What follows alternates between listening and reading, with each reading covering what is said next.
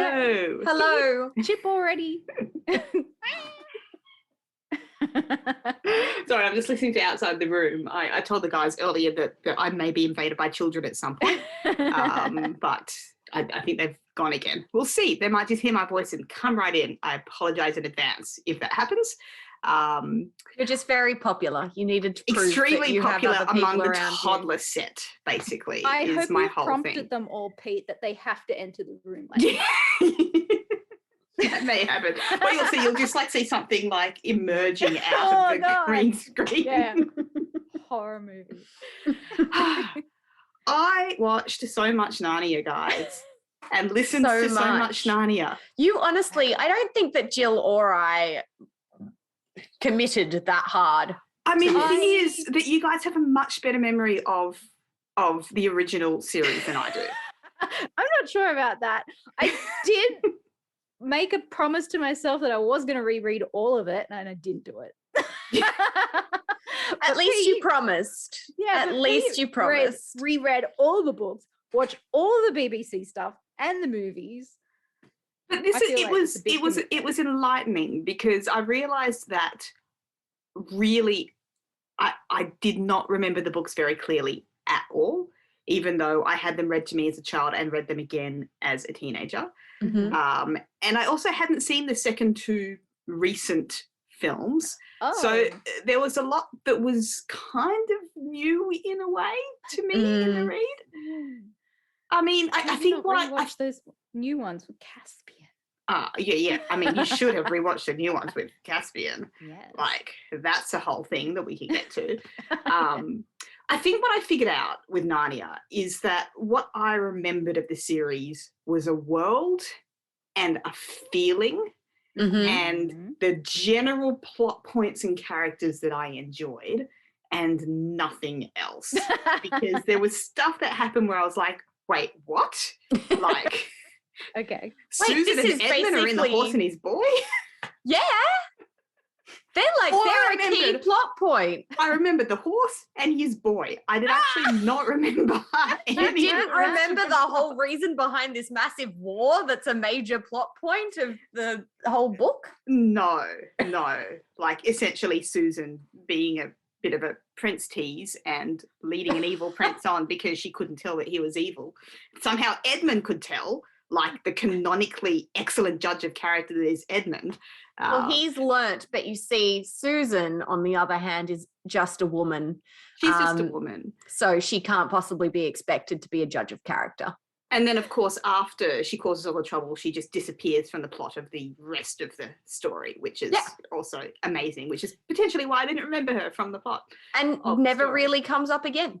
Ever in the series, until we find out that she doesn't deserve to go to heaven. In two lines where people are discussing her and they're not even that sad about it. I feel like we've gotten onto the problem with Susan earlier than anticipated. Well, that is the main fast, reason why we are here tonight, is part 2 of our Narnia business, because we did go quite deep into the movies and the BBC stuff last time, and we did come across the problem of Susan, and so I hope everyone in the chat has done their homework. Yeah, who in the chat has read the short story? The Neil Gaiman short story. I read it in Casper prose. did a bit of research. I didn't see the comic. I didn't see the illustrated version because I just didn't have access to that. Dion has not done any of the reading. Thanks, Dion. It's all right, because you've done all of the prep and clips and stuff. Producing. So forgiven. Yes.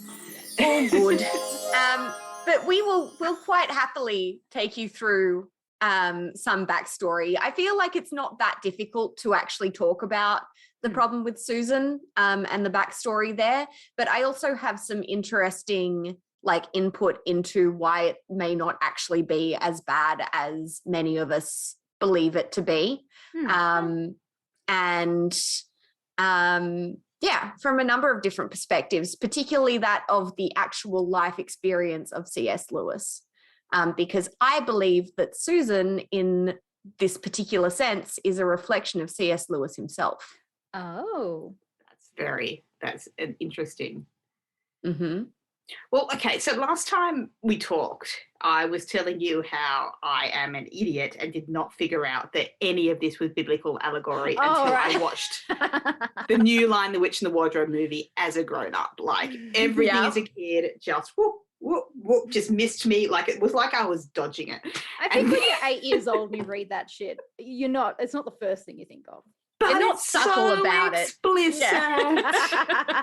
It's so explicit. I mean, the scene in The Magician's Nephew where, you know, the evil magician uncle is, you know, tempting Polly to touch the rings, and Polly's like, fuck yeah, I'll touch these rings. And Diggory is like, no, Polly, don't touch the rings. And then, like, Polly causes them to be basically booted out of their own world. Yeah. How did I not see that? I read that as a teenager. Oh. Like, I should have picked it up, guys. I did not pick it up.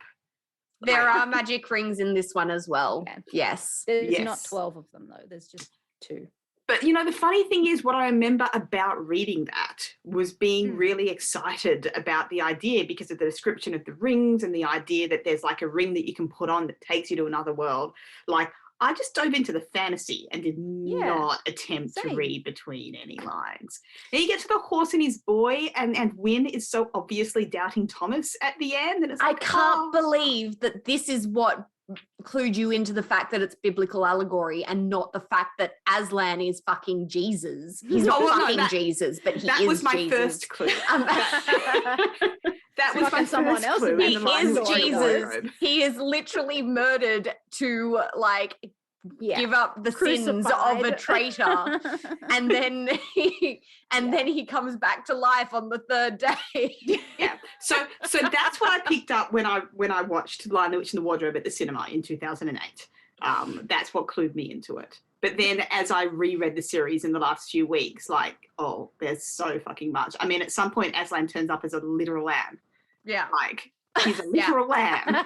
And he's like, Casper, I'm sure that there is a site where you'll be able to watch that. Rule 34. Letting you know. Yeah. So that was my first impression of the reread was that, fuck, I remember this series really badly and I only remember the world and what I wanted to take from it as a kid. Yeah. My second thought was, oh my God, the Bible. And my third thought was, oh my God, the Bible. I hate when I get that thought. I need that quote on my second thought was, oh my God, the Bible. Oh my God, the Bible. My third thought was, this isn't actually that good. Oh. No, because when you get to like Prince Caspian and the Dawn Treaders particularly, they are not heavy plot-wise. Like, there is not a lot of plot that actually happens in those 2 books. And then when I watched the BBC series, I was like, oh, of course. Well, they combined Prince Caspian and Dawn Treader into one miniseries. So Prince Caspian is like an hour of it. I was like, that makes sense because there's not a lot of plot. I wonder how they did it. Oh my God, the new movie's 2.5 hours. How did they do that? How did they make 2.5 hours out of this? And they did it by making new plot, which made it better, which I was kind of impressed with. With both Caspian and Dawn Treader. I mean, when you've got sexy Caspian, you make the most of it. Okay, can we just, can you play my Caspian clip? Play Wet Caspian, please. Alexa, play Wet Caspian. How in the world did you end up here? I have no idea. Caspian! Edmund. It's great to see you. Great to see you. Didn't you call for us? No, not this time. Well, whatever the case, I'm just glad to be here.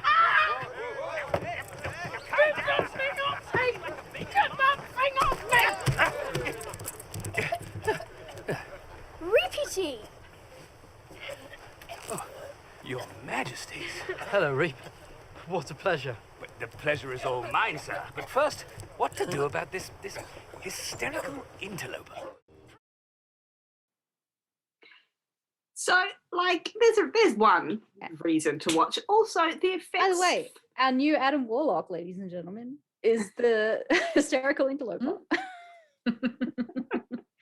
Also known as Eyebrows Kid. I just want to point out, though, that Reaper Cheap is canonically the best character in all of for sure. Narnia. Yes. 100%. And do you know what I loved about the new Dawn Treader movie is that one of the things that they did to kind of given an actual plot, which maybe the book didn't so much have, was that relationship between Reapy Cheap and Eustace, thank you. I was going to say Edmund, but it's a different E name. Yeah. Different useless boy. Yeah. Useless? Why is he lovely. useless? It was lovely. I loved how Reapy Cheap kind of tied into Eustace's character development and made that kind of a full story. Yeah. There. So my overview conclusion is, actually, on a reread, don't love the books or the BBC series, but I thought the movies were quite good. There you go. And the rights have just been bought by Disney, I believe. So, oh Jesus, is it Disney or Netflix? What haven't One they of bought the the two. rights to? Disney One of the already two. own it. Maybe it's Netflix then that have bought the rights to make a whole mini series. I think. Ooh. Yeah. So let's see how that goes. So I feel like, Pete, have you done your recap of your thoughts? Can we get into the problem with Susan? That is my recap. Can I give you guys like one more thought on the BBC series? Okay. Please. Because I made a clip and it's completely ridiculous. One of my favourite things about the BBC series, I mean, obviously it is hard to compare because it was made in the 80s for a television miniseries budget, not in the 2000s for a big budget film budget. So one cannot be too cranky about the effects and costumes, as hilarious as they are. The animals. One of the things I love about it, though, is they do these blue screen flying scenes like fairly frequently. And they're obviously like, you know what, this is great. We can get like 2 minutes of screen time out of this, when actually they're entirely ridiculous. And my favorite one is where Aslan blows Jill Pole into Narnia. And I don't know whose idea this was, but the actor is just kind of dangling in front of a blue screen, just dangling in front of a blue screen. And then they'd like comp this onto these aerials. And I actually cut it down when I clipped it because I'm like, we probably wouldn't want to watch this for 2 minutes. I thought, let's just have a look to remind ourselves what special effects on a 1980s BBC TV series looks like. Okay. Let's do that. Let's watch it. Yeah. Oh no! Oh no!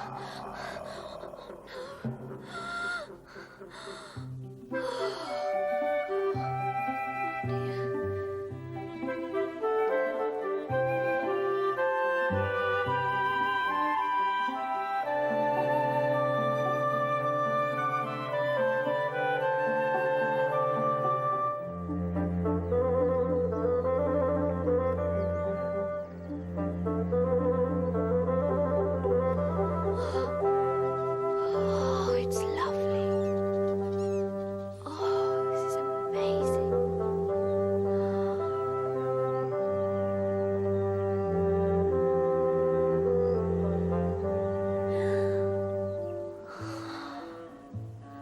The sea. Where am I going? No. Where am I going?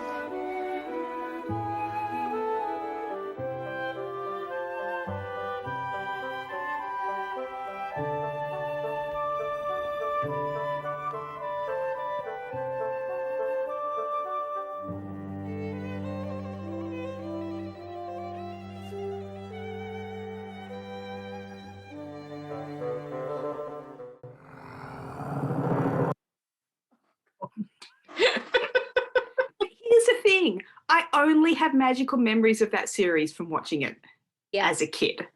Yeah. Like, Yes. I don't remember thinking, this is a bit shit.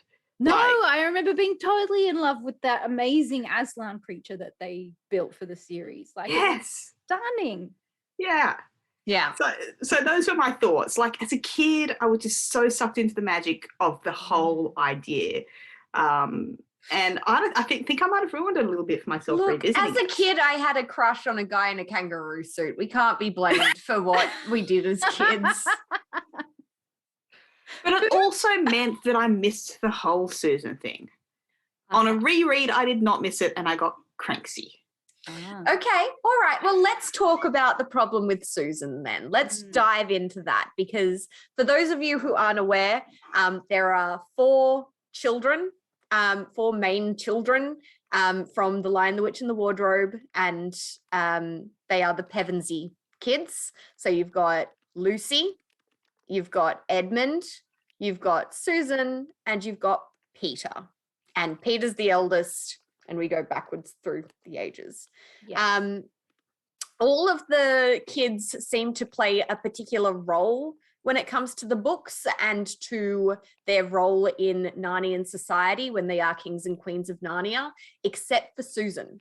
So you've got Lucy, who the books were written for and about, essentially, and she is the first believer in Narnia of those four kids. You've got Edmund, who's the traitor turned, believer Judas himself. Yep, turned believer. So he's the returned son. Reverse Judas, okay. Yeah, he's the returned son. Then you've got the High King, Peter, and then you've just got Susan, who kind of exists and doesn't seem to have that big of a role in the books. Like, she's not particularly well fleshed out as a character, except for in kind of The Horse and His Boy, where she does the dumb and starts a land war, essentially.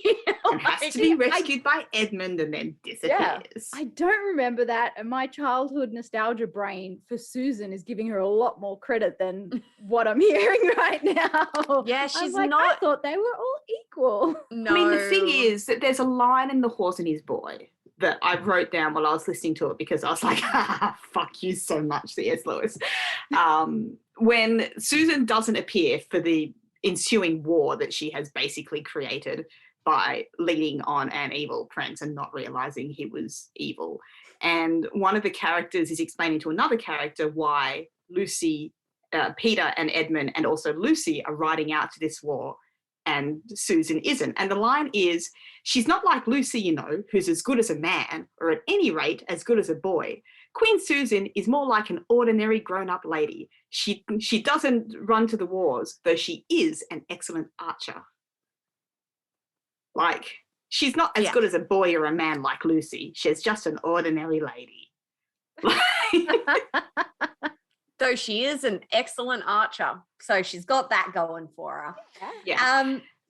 But yeah, she has a lot of issues with her, even when she is kind of represented during her time in Narnia. But the biggest issues come after their time in Narnia, where towards the end of the series, and spoiler alert for all of those yet to read this series, which is like 70 years old. I feel like we've passed that time frame for you. If you're not on it yet, sorry guys. But the last book in the series is actually them dying and going to heaven. Had no idea. Yeah. Well, it's literally them dying. So all of the people who have been to Narnia are on a train. They're the Friends of Narnia. They've created this kind of society together of people who've been to Narnia, and they're all on a train going to meet up together. And that train crashes, and everyone in that train crash dies. And that's what happens. They get to go to Narnia one last time before going on to Aslan's country, which is an allegory for heaven. Yeah, that's the only thing I remember, is that they're like in a ship or something and they're sailing to the edge of the world. And once you get to the edge of the world, that's when you go to that's Aslan's Voyage of country. the Dawn Treader. Yeah, that's Dawn Treader. Oh, yeah. Fuck, I've completely... But Aslan's country is over the edge of the world. Like Rupee Chick goes to Aslan's country in that. Yes. Yeah.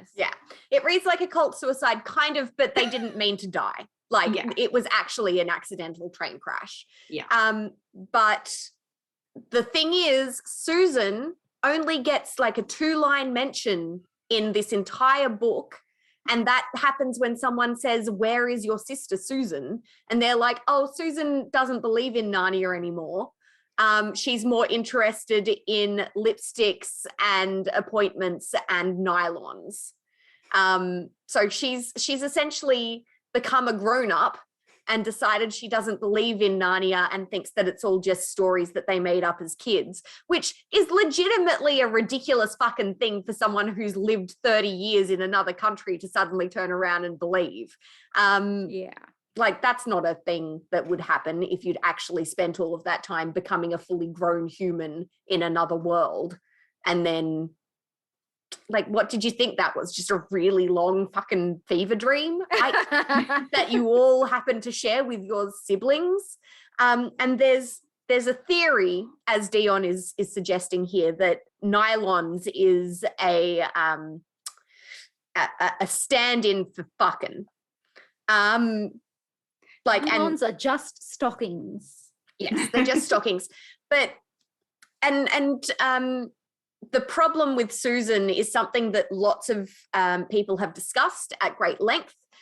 This idea that if you are interested in personal appearance, if you are particularly as a woman interested in flirting and, you know, growing up in general, that is somehow ungodly is something that a lot of people have a lot to say about, including Neil Gaiman, who wrote an entire piece, I'd call it a short story, that was turned into a comic, where he discusses this at length. And he's definitely on the side of, you know, this is a terrible thing to write about a female character. But I have a different position to pose. Okay. But I don't want to take over the entire conversation. I'd love to hear what you two think about it. Yeah, well, Pete, you go. I was just going to say what struck me when I read the book as a teenager, because Mum did not read us The Last Battle when we were little kids. She thought it was a bit much because everyone does die in it. Like, even like without the plane crash in Narnia, there's a big battle and everybody is just freaking dying. The only thing that struck me was that I was really upset for Susan because she lost her entire family and got left behind. Yeah. It still didn't really occur to me why Susan had been left behind like that.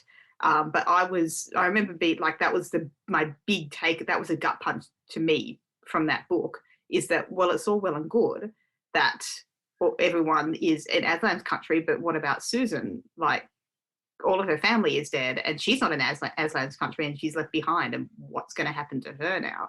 And it's like that, like, is not addressed in the series at all. Like, you have this like major character from the first two books and like you have just fucked her life very badly. But like, oh well. So that was what struck me about it as kids, that just seems horrendous as somebody who has family and likes them. Particularly as a teenager, and to imagine that happening, that's not a happy ending to a story. So I thought that The Last Battle was a very, very sad book when I read it. And I was not happy that everybody got to be in Aslan's country because Susan got left behind alone. That's fair.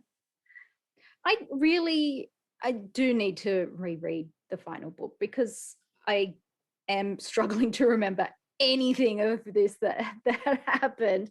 But I just want to take a defensive position for Susan because I really feel like Lewis was projecting a lot of his own thoughts and beliefs in the story, which, I mean, hello, oh my God, the Bible, as Pete said. And I think he really demonized things that Susan wanted to do. And I feel that that's kind of unfair and unjustified because, I mean, just because you want to grow up and become a woman and, you know, socialize with the opposite sex, take pride in your appearance and want to look nice, I don't think that should ban you from going to heaven. No, absolutely existed. Not.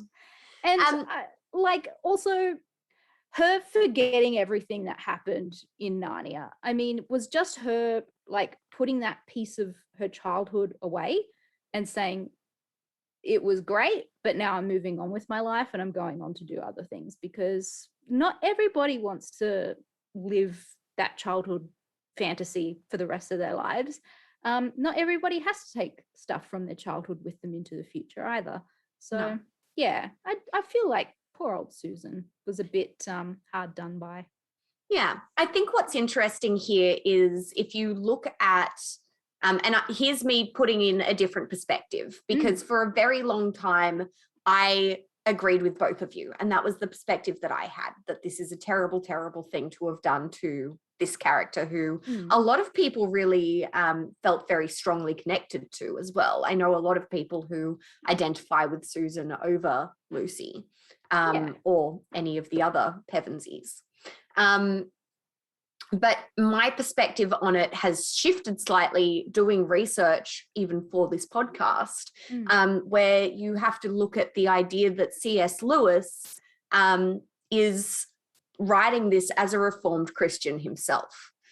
So he became an atheist, who then became a theist again, and then a Christian at the age of, I believe, his mid-30s. So he went through a similar sort of storyline where he was a believer, stopped believing, and he just didn't write Susan's re-believing later on. And one of the interesting things that you find very frequently when discussing this topic is a letter that he wrote to a reader, a young reader, who had asked about Susan and why Susan didn't get in, and, you know, was she ever going to go to Aslan's country? And C.S. Lewis said, I could not write that story himself. Not that I have no hope of Susan's ever getting to Aslan's country, but because I have a feeling that the story of her journey would be longer and more like a grown-up novel than I wanted to write. But maybe I am mistaken. Why don't you try yourself? So here's to go to Aslan's country, do it your fucking self. Well, here's props to C.S. Lewis for encouraging fanfic, first of all. Yes, thank you. Like, well done. Well done to C.S. Lewis for that. But I feel like in reading that, I'm kind of seeing him say, this journey is more complex and more complicated than the books that I like to write, which is interesting when combined with Peter's notes that these books are not as plot heavy as originally thought. Because I feel like people's belief systems and the things that they believe happen to them after death are obviously far more complex and complicated than most children's novels would be. And if you're writing a character that represents in some way your own personal belief systems and your journey through theism and theology, it may be a bit more complicated than you want to actually write in a children's book. And I kind of get the impression that Susan may actually be C.S. Lewis. Ooh, that is a good theory. I certainly don't think that it's a punishment that Susan gets to live a full life, whereas the others don't.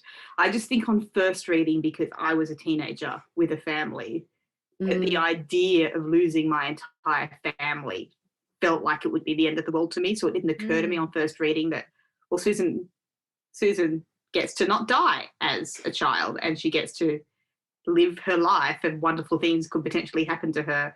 Yeah, but also, as is mentioned in Gaiman's work, imagine Susan then having to go and identify all of the bodies of her family. Horrendous. Like devastating. Trauma in a time where people didn't know how to deal with trauma. Yeah. And there's also this, I mean, I know that I'm the one who said that nylons were an allegory for fucking, but there's also the context where C.S. Lewis lived through both world wars and served in both world wars and lived through rationing. And nylons and disposable things like nylons were very heavily looked down upon. Well, they were super expensive. Not only were they super expensive, they were super unnecessary. They were just like this idea of excess and disposability. And so I think when C.S. Lewis talks about Susan being into nylons, it may not actually be an allegory for sex or like growing up in sexuality. It may actually be an allegory to the excess and to consumerism rather than being a woman, you know? Gotcha. I'm not saying that's definitely the case. I'm obviously not C.S. Lewis. I can't interpretation say that. But yeah, it's just a different perspective on it. I like it. You know? Yeah. I did enjoy that in the films they gave Susan a bit more to do than she had to do in the books, including a bit of chemistry with Hot Caspian, which was a bit surprising. Yes. That didn't happen in the books, but okay. Well, yeah. I mean, I wish there was more romance in the books, but not when it's being written by a middle-aged man for a child. Yeah. Yeah. Yeah. It is. It's a funny one because I wouldn't say that, obviously, because I was talking to my mum about it and about how kind of pissed I was when I discovered all of the religion in it. And she said it would make her sad to think that kind of coloured my idea of the book and whether I would read the book to my nieces and nephews. And it kind of does, because I am not okay with religious indoctrination of children through fantasy. But having said that, I have just freely admitted that none of that hit with me as a kid. Like, none of it hit at all. I think it's interesting that it didn't hit you, because it definitely hit me as a kid, but I grew up in the church. So I already had all of that indoctrination running strong in these veins. I grew up Catholic, and I think that a lot more damage was done explicitly by me learning church teachings as church teachings than it was by having it, you know, in the background of a novel. Although I do feel like, particularly with representations of women, everything that you absorb as a child stacks up. So maybe Narnia on its own didn't shape my idea of the worth of a woman and the evilness of growing up and becoming a woman. But maybe Narnia plus Sunday school plus general media in the 90s, you know, maybe every little thing kind of builds up into what you end up creating as a belief system. Grew up Catholic, but none of this stuff penetrated. I'm just like, yeah, I remember having like a Bible stories picture book with like the you know, what are they called? The different, like, well, they're not fables. Parables. Yes, no, but I'm also getting confused with like Aesop's fables. and Bible stories. I think I used to have to go to Sunday school because I know I did communion, but this was like all stuff that was just, you know, I had to do because that's what my grandma wanted, and I was just like, I don't give a rat's ass about any of this kind of stuff. I take everything seriously. I didn't care about any of it. It was so boring. So like Narnia for me was just like this wonderful escapist thing. I never took any of the Bible stories from it. And I like, it was just, oh, I want to live in a wonderful English fantasy land now after reading the Narnia books. Like, that's what vibes I got from it. Was like, I wish I was a British child, and not any of the, oh, you better not buy stockings or you won't go to heaven kind of bullshit. No, my entire personality is to take everything too seriously. So like that stuff does, if it penetrates, it does kind of hit, and I take it away and have since I was a little kid, which is, I guess, why, you know, when Mum said, would you read it to your kids or, you know, my nieces and nephews? And I'm like, I don't think I would, because I don't know them well enough to know what's going to penetrate. Yeah. You know? And there are so many good fantasy stories for kids that are more positive in their representation of women, that I'm not sure that they need Narnia at this stage. Is Narnia, because I still feel like it's some classic literature. I genuinely do.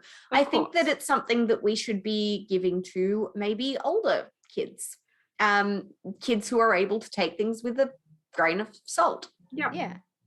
Yeah, completely agree. There's a lot of things that I don't like that I can still consider classic literature. Yeah.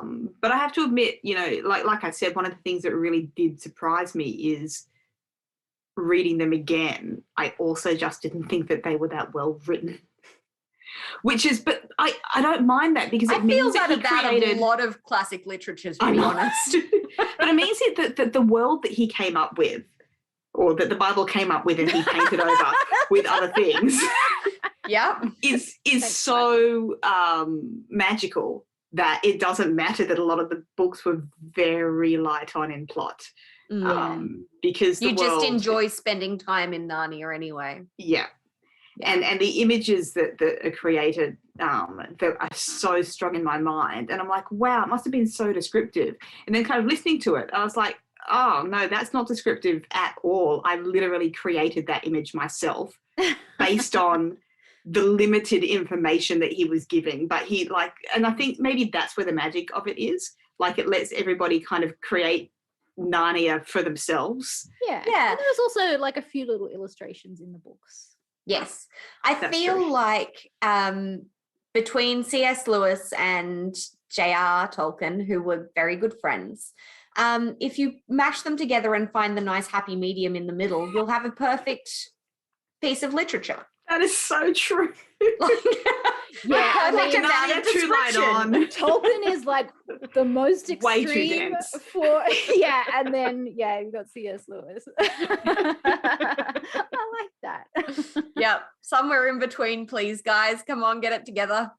But I mean, when you stack it up against other like more modern fantasy stuff like Harry Potter, I mean, that had its time in the media being demonized by Catholics and Christians going, oh, but it promotes Satanism and all this stuff. It's like, guys, don't read so hard between the lines. Just enjoy the pretty little world that's going on. Yeah, but also just be me. I want to be a British child. But also fuck J.K. Rowling. Okay. I mean, I feel like I Want to Be a British Child was what I took away from a lot of the books I read as a kid. Like, I was utterly obsessed with Enid Blyton. Yeah, I was going to say, let's go read some Enid Blyton. Let's go read some Fantastic Five. Also deeply problematic now. Yeah. More problematic than Narnia, Enid Blyton. Like, I just want to skip through a woodland. The faraway tree. Let's do it. Oh my God, the faraway tree. Like, talk about world building. I felt like I lived in that world. I've read so many of those books. I can vividly reconstruct my memory of the faraway tree as if I have been there. I created such a cocoon for myself in that world. Yeah, I could talk faraway tree all day. But like, being a reader also, I mean, I read so much as a kid, way more than I do now. I just consumed books. It was all I did. So it is like, you know, no matter what, Narnia is something that, of all of the stuff, all of the kids stuff that I've read, has always stuck out. But I also think that part of that is because of the BBC series that I watched so many times. Yeah. You know, that music that we played at the beginning of the episode is a huge nostalgia hit for me, because I've heard that track over and over and over again. We had it on VHS, and I mean, it's like 3 hours per 3 by 3, so it's like 9 hours worth of watching. But they're half-hour episodes, so you hear that theme song a lot. During the watch. And I think that's part of the reason it solidified so much for me, because I also saw it on the screen in a terribly low quality. I kind of don't want to go back and watch The Silver Chair, because like I have such memories of it. I know. Don't, because it's bad. Well, no, it's, you know what? I mean, okay. Funny thing about me watching The Silver Chair. Firstly, you know that I like Doctor Who, but I haven't watched the old Doctor Who. And so I started watching The Silver Chair, and this Puddleglum character came up. I was like, Puddleglum. I remember Puddleglum. It's Tom Baker. I was just thinking, who is that actor? He's giving me like a weirdly Doctor Who vibe. And I looked it up and I was like, it's I Tom even watched Baker. Doctor Who, and Tom Baker is so Doctor Who that I just knew it. Yeah. But that, again, that character really kind of hit for me. But the scene where the prince is actually in the chair with that mask on, begging to be let out of the chair. That's kind of kinky. Well, no, I found it terrifying. I found it That's what I really said. upsetting. Kinky. I feel like we have different interpretations of the word kinky. I mean, whatever gets you going. But terror doesn't generally for me. A little bit of fear. Yeah, a little bit of fear is good. Yeah. Yeah, so even watching that scene again, I was like, wow, like as a kid, this really frightened me. Really frightened me. And even watching it now, I'm kind of like, oh yeah, that's making me uncomfortable. I don't like it. Morgram frightened me a lot. Oh, Yes. yes. Yeah. Morgram, the chief of police. Yeah. Any person in those animal costumes was like... It wasn't actually the fact he was a scary wolf. It was just some scary guy in an animal costume making me scared of furries from the start. Some of those costumes and I think like the foreground costumes they put a lot of effort into, but what you've got to look at is the background costumes. Like there's one scene where Peter and Prince Caspian are having a conversation. There is a man in a bear suit standing right behind them, and I swear to God, you can actually see the joint where he can take off his head. That wouldn't make it at Disneyland. It wouldn't make it at Disneyland. And it's kind of like, as a kid, I was like, amazing, it's bears that can talk. And as an adult, I'm like, oh, it's obviously a man in a bear suit who hasn't put his head back on after the last take. Now you've put an idea in my head that I really want like a Narnia themed park that I can go to and live out my dreams of being an English child in a woodland. It's just England. Oh, I need to go to England then. Yeah.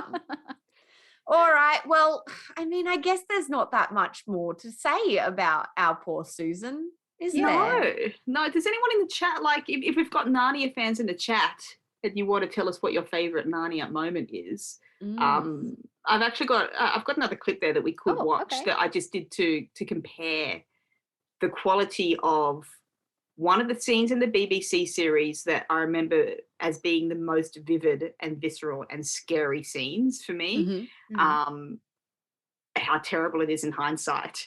But then how they did it in the newer movie with lots of money and decent graphics. And it's when Eustace turns from a dragon back into a human, which in the book is pretty intense. It's way more intense in the book than it is in either of these scenes. Like in the book, Aslan basically rips his skin off. Yeah. But if you want to roll that clip, is it the cabbages one? No, the cabbages one is just for Casper to show that I understand Avatar-based memes now. You can run the cabbages one if you want. The cabbages one is a terrible fight scene from Prince Caspian, the BBC version. The entire fight was basically just Peter running away. Show us cabbages, Dion.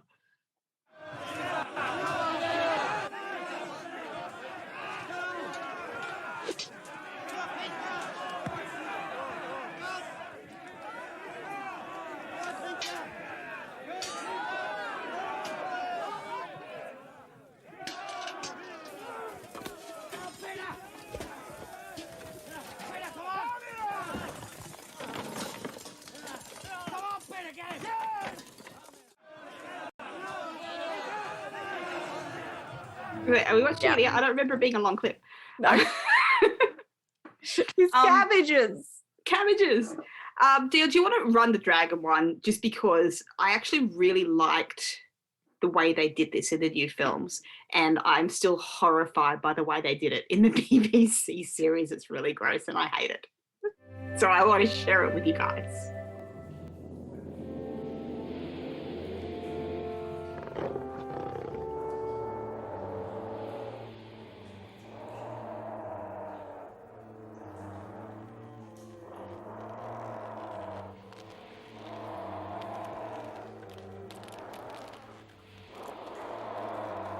It is not enough. No. You have still not shed all that needs to be shed to get down to you. The good, essential you that lies within. I must do it for you.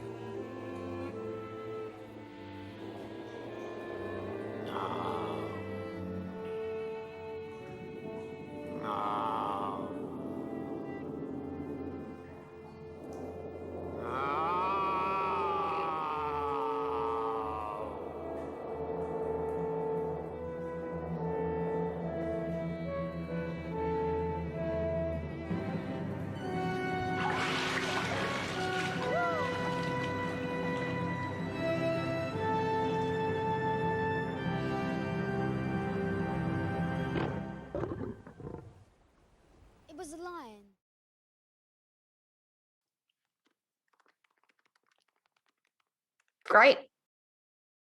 So do we get the other one? Yeah, was it the end Or of the just- clip? Did we just stop the clip? No. Dion, where's our other clip? There we go.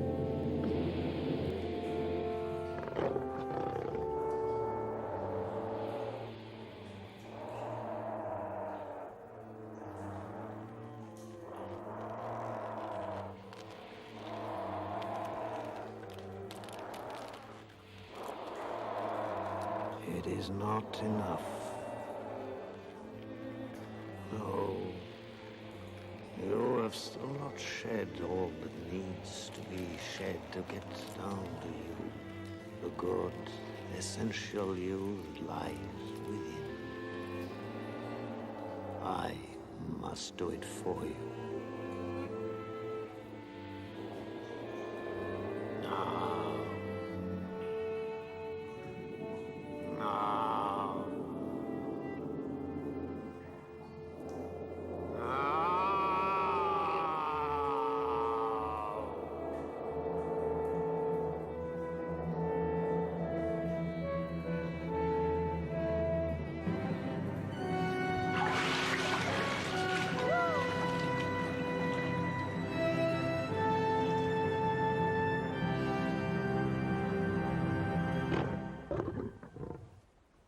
It was a lion.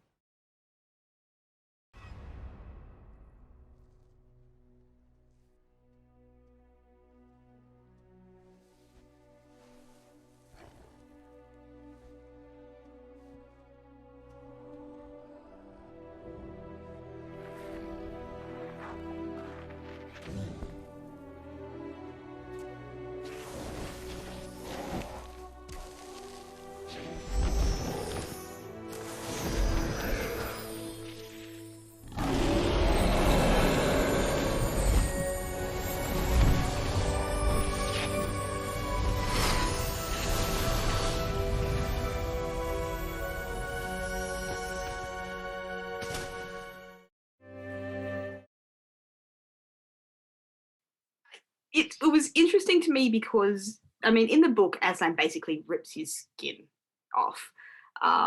In the series, it's that. But because they really fleshed out his story with a whole plot line that didn't exist in the movie, and Eustace kind of really becomes integral in that battle with the sea monster at the end and has been injured and has like really paid his dues, he doesn't need to do the self-flagellation bit to finish his story. Like, it's done. So he just gets like a nice CG, you're not a dragon anymore moment. Yeah. And it's lovely. But it's also like really like beautiful in comparison to the disgusting BBC version. Honestly, having not watched the BBC version and the Disney version one after the other, the change in quality between those two clips was just like, what?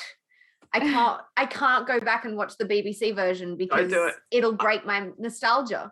I honestly got sad that they didn't make more movies when I finished watching them. I was like, oh, actually, that was quite good. I wish they made more. Yeah. Of the new ones. Yeah. Yes. All right. So the very sad conclusion we've come to is just watch the Disney. Don't read the books. Don't watch the BBC series. Read the books. Do read the books. No, they are classics and they're not a tough read. It's not like telling you to go read Moby Dick or something. No, you which can is impossible. It's just all turn them about out in an hour. It's so quick to read. Yeah.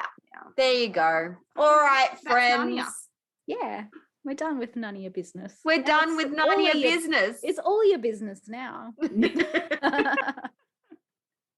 I keep asking why they didn't do well at the box office, and I think it's just because, like, Narnia had a big name.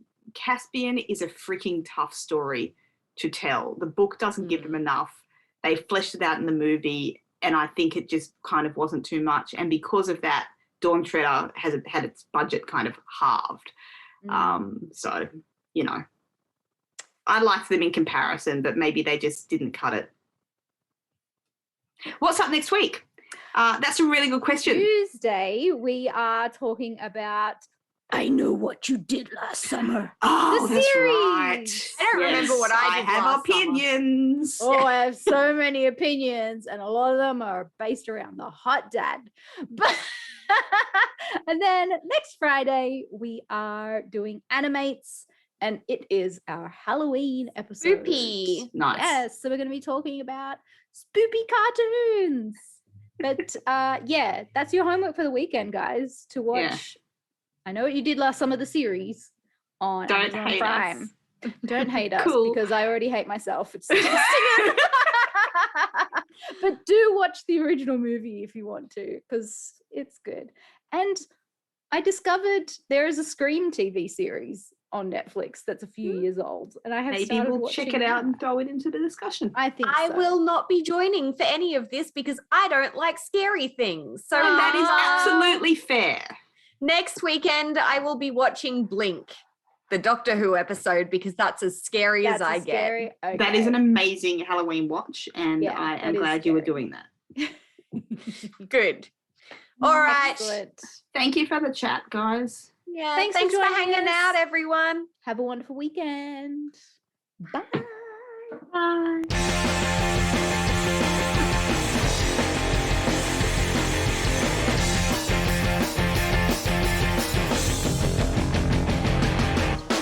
I wanna live in a world full of heroes, not sit here counting zeros in a cubicle downtown. I wanna look out my window, see 'em flying, and swing across the horizon as I cheer 'em on so proud. Deep-powered girl keeps staring at her face, and call Colossus and have 'em teach me ways, and then we'd exercise. I'd be one of the guys. And martial arts from iron fists and walls. I'll dance her up and teach her all my songs. Oh, I wanna live in a world full of heroes, not cooking up these heroes at my parents' restaurant now. I wanna yell out Avengers assemble, not order up for Ethel. Yeah, we're out of cheeky now. Date Emma Frost and have her read my mind. Or Magdalena, her artifacts I find, and then we catch a symphony. It'll just be her and me. Call Bucky Barnes and arm wrestle for hours.